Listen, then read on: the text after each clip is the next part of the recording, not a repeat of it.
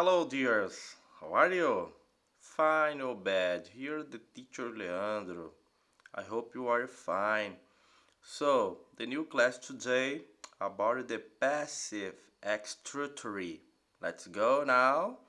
Olá, pessoal. Espero que vocês estejam bem. Aqui é o teacher Leandro e hoje nós vamos falar sobre passive extractory, ou seja, estrutura da voz passiva, ok?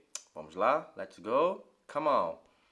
Bom, aí nós temos o passive extractory, uma definição. É utilizado para enfatizar a ocorrência de uma ação e não quem executou. Só mencionamos o autor da ação, que no caso é o agente da passiva, se for necessário ou importante. E nós vamos ver essa estrutura em alguns tipos de textos, como textos técnicos, específicos e reportagens. Bom, então a voz passiva nada mais é do que um tempo verbal, onde nós vamos trabalhar sempre utilizando aí para enfatizar uma ação e não exatamente quem executou essa ação, ok? Aí nós temos o exemplo aí da vaccine has been provided, ok? Então, uma vacina foi fornecida, foi providenciada.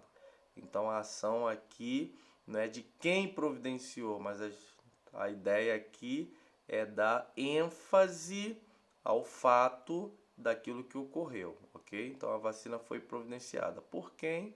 Aí essa é a ideia de nós não darmos muita menção, só se for muito importante ou necessário, ok? Então você já estudou como na língua portuguesa voz ativa e voz passiva. A voz ativa normalmente ela trabalha com apenas um único verbo na oração, ok? Por exemplo, se eu fosse falar uma frase, the doctor what the doctor what him. O doutor assistiu, né? Assistiu ele. Então eu vou utilizar a voz ativa. Tem o sujeito, e aí eu tenho o verbo e o objeto, no caso que seria ele. O doutor assistiu. Agora, se eu quero dizer que ele foi assistido pelo doutor, então eu vou inverter. Veja que eu só tenho apenas um verbo na voz ativa. O doutor assistiu ele. Assistiu. Agora, se eu for inverter para a voz passiva, aí eu tenho o verbo auxiliar e o verbo principal. Ele foi assistido pelo doutor, ok? Então, aí veja que agora eu tenho a presença de dois verbos. O verbo ser no passado e o verbo principal assistir também no particípio passado, ok? Então, vai ser he had watched by doctor, ok? Ele foi assistido pelo doutor. Então veja que aí eu tenho a presença de dois verbos. Então essa é a ideia da voz passiva. Veja que aqui nessa frase é vaccine has been provided. Veja que eu tenho aqui a presença dos verbos, mais de um verbo, né? Has been, que é o verbo auxiliar, e provide no particípio, que é o verbo no passado. E é o que nós vamos ver a seguir com mais detalhes. Bom, aqui eu tenho algumas notas bem importantes, como por exemplo, a voz passiva em manchetes de jornais, cronologias. A voz passiva geralmente vem sem o verbo to be, então ele vai estar ali dedutivo, ele vai estar ali subentendido. Por exemplo, quando for manchete de jornais ou algo assim, eu posso não utilizar o verbo to be de uma forma explícita. Como na frase, ó, This new virus first detected in April 2009. O novo vírus foi detectado em abril de 2009. Veja que o verbo foi, que é o verbo to be, ele está subentendido, mas ele não aparece na frase. Então, ó, geralmente manchete de jornais ou algo afim, eu posso usar ou não utilizar a presença do verbo to be no passado, ok? Que seria was first detected. Então o correto seria this new virus was first detected in April 2009. Ok? Veja que o verbo was, que é o verbo to be, ele não aparece na frase. Ele está subtendido. Ok? Quando transformamos uma frase da voz ativa para passiva, o objeto da voz ativa torna-se o sujeito da voz passiva. Isso você já aprendeu em português. Lembra que eu falei na frase, o médico assistiu ele?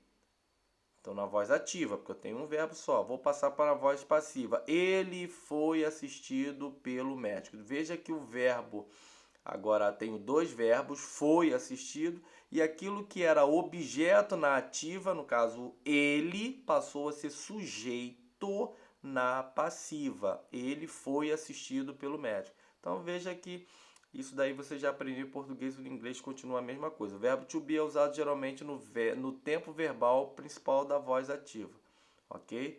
Então, eu vou estar sempre transformando o verbo to be no passado, ok? E o verbo principal é usado no participle, que é o passado do passado. Sempre foi assistido. Então, veja que eu tenho o verbo assistido, que é o watched, ok? No participle, no participio. Então, aí eu tenho a mesma regra em português também. Ela vai ser bem coerente aqui no inglês.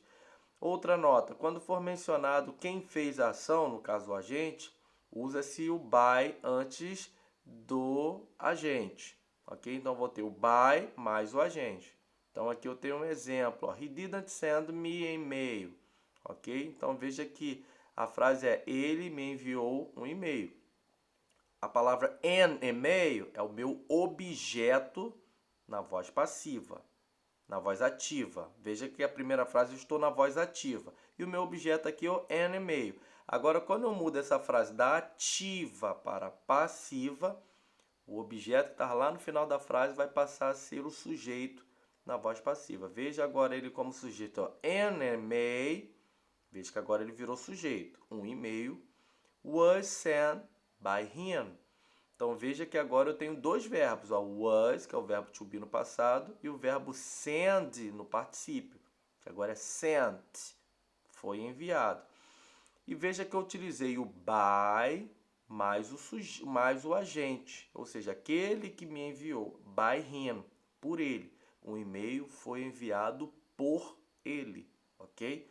Então, aí, quando eu quero dizer, fazer referência ao agente, a quem fez a ação, eu utilizo a preposição by mais o nome da pessoa. No caso aqui, by him, ok? Por ele, um e-mail foi enviado por ele. Então, quando você quiser dizer o agente, você tem que utilizar aí a preposição by antes do agente, ok? Isso aí é bem fácil. Como nós vamos trabalhar então nos nossos exercícios aqui?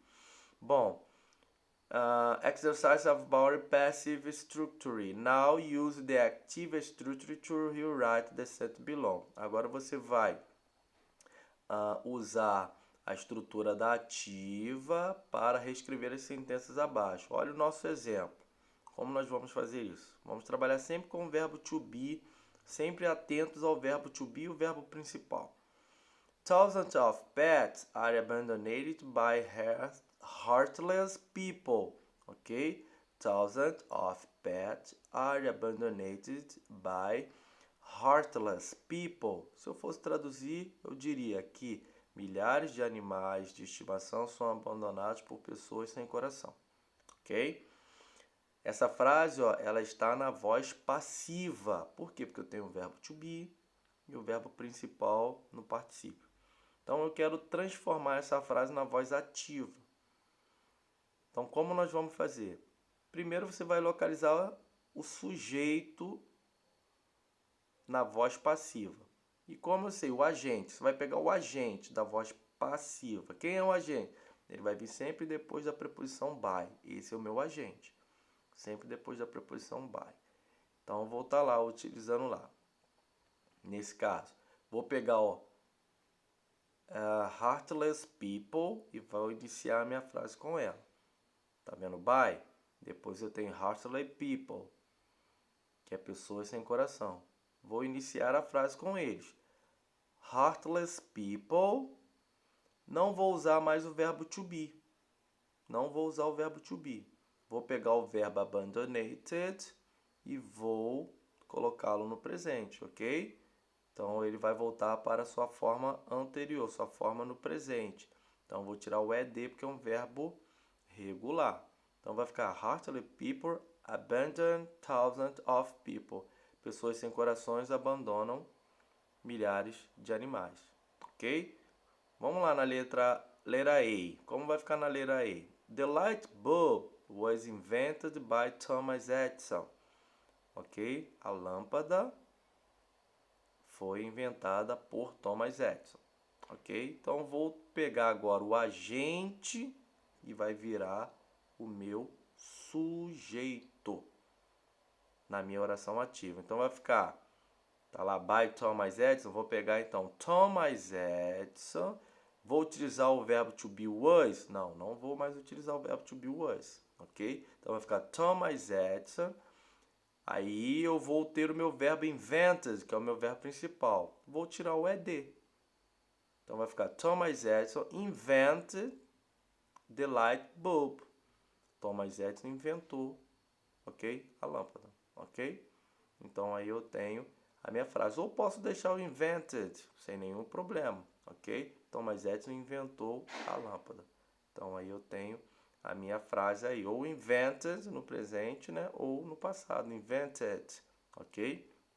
Aí eu tenho, mais coerente seria nesse caso aqui, manter o passado. Thomas Edison invented the light bulb, ok? Só tiro o was e permanece o verbo invented no passado. Thomas Edison inventou a lâmpada. Ou a frase da lâmpada foi inventada por Thomas Edison. Então a gente vai transformar as frases aí. Por que eu destaquei na cor yellow os verbos to be? Porque eles você não vai utilizar nas frases anteriores. Então, quando você for inverter as frases, o verbo to be da letra A, was, letra B, been, letra C, be, letra D, is, letra I, are, eles não vão ser usados. Olha aí a informação, a última frase aí, cause. Don't use the verb to be in the active structure.